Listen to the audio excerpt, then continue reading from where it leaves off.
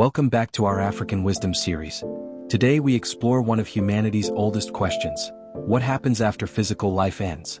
Death has always been one of the greatest mysteries in human existence. In many modern conversations, death is often viewed as a final ending. But in both Igbo Odinani and ancient Kemet, death was understood differently. Death was seen as transition. In Odinani, the individual does not simply disappear.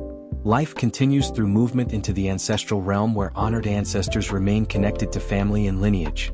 Physical form changes, but existence continues. Ancestors become part of a larger spiritual continuity.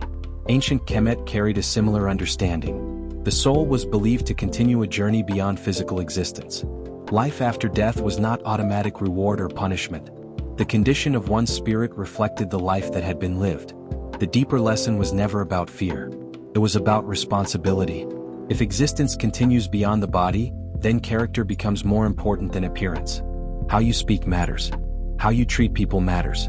How you live matters. African cosmology reminds us that death is not simply about endings. It is also about legacy.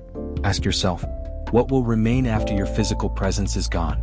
Will people remember your kindness, your wisdom, your impact? Because every life leaves footprints.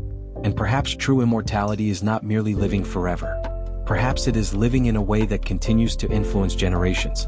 If this teaching gave you a new perspective, comment and share this video. Follow for more deep African wisdom.